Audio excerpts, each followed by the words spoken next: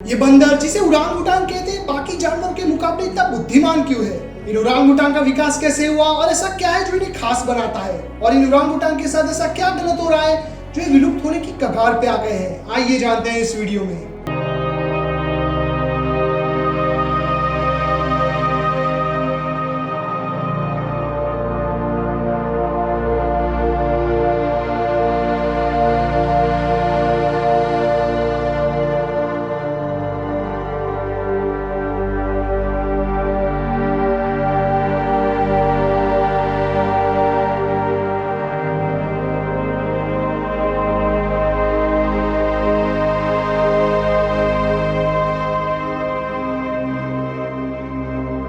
उरांग-उटांग इंसानों के सबसे नजदीकी रिश्तेदार है। कुछ भाषाओं में तो उरांग-उटांग का मतलब जंगल में रहने वाला आदमी होता है। वैज्ञानिकों का मानना है कि 1.4 करोड़ साल पहले इनके पूर्वज, जिसे सिवापेथिकस कहा जाता है, वो इंसानों की उत्क्रांति की मुख्य शाखा से अलग हो गए थे। उरांग-उटांग की मुख्यतः 3 प्रजातियां पाई जाती है: बोर्नियन उरांग-उटांग, सुमात्रन उरांग-उटांग और तापानुली उरांग-उटांग। इनकी कई उप प्रजातियां भी पाई जाती है, जिसमें से जाइगेंटोपिथेकस सबसे बड़े थे। ये तकरीबन 3 मीटर लंबे थे, जो 30 लाख साल पहले ही विलुप्त हो गए। उरांग-उटांग मुख्य रूप से इंडोनेशिया और मलेशिया के बरसाती जंगलों में पाए जाते हैं।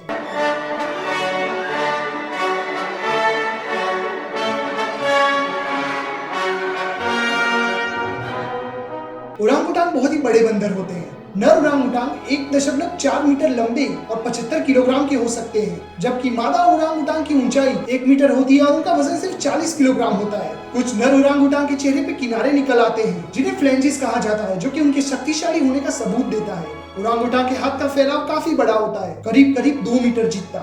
इनके हाथ एक हुक के आकार के होते हैं, जो उन्हें आराम से पेड़ पर लटकने में मदद करता है। उरांग-उटांग के हाथ और पांव दोनों में अंगूठे होते हैं, जो उन्हें डालियों पे मजबूत पकड़ देते हैं। इनके गले में एक खास तरह की थैली होती है, जिससे एक खास तरह की आवाज निकालते हैं संकेत के लिए।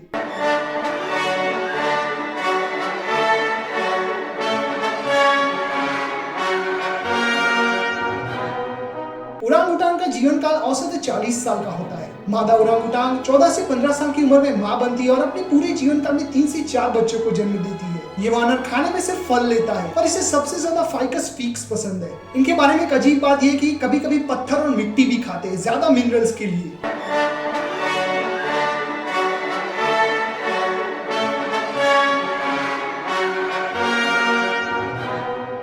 मादा उरांग-उटांग एक बार में सिर्फ एक ही बच्चे को जन्म देती है। ये एक बार में एक बच्चे को जन्म देने के बाद 8 साल जितना समय लेती है दूसरे बच्चे को जन्म देने के लिए। माँ और बेटी का गहरा संबंध सारे जानवरों के मुकाबले इनमें सबसे ज्यादा होता है। छोटी उरांग-उटांग को बड़ी मादा उरांग-उटांग बच्चे पालने का प्रशिक्षण भी देती है।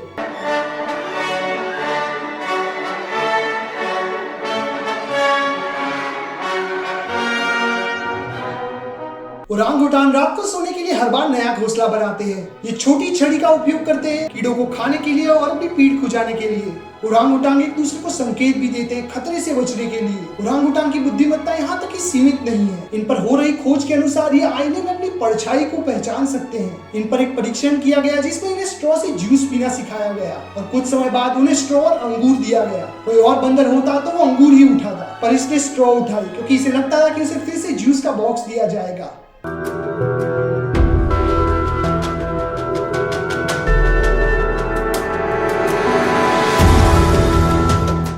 उरांग-उटांग के कम होने के पीछे काफी बड़ा कारण डिफोरेस्टेशन है, जो कि हो रहा है पाम ऑयल इंडस्ट्री की वजह से। लेकिन उरांग-उटांग पर सबसे बड़ा खतरा शिकारियों से है, जिनमें शामिल है बाघ, तेंदुआ और इंसान। जी हाँ, इंसान। उरांग-उटांग को भी बाकी जानवरों की तरह सबसे बड़ा खतरा इंसानों से है। पृथ्वी पे सिर्फ 1 लाख जितने बोर्नियन, 14,000 जितने सुमात्रन और सिर्फ 800 तापानुली उरांग-उटांग बचे हैं। मादा उरांग-उटांग को मार दिया जाता है उनके बच्चों को बेचने के लिए।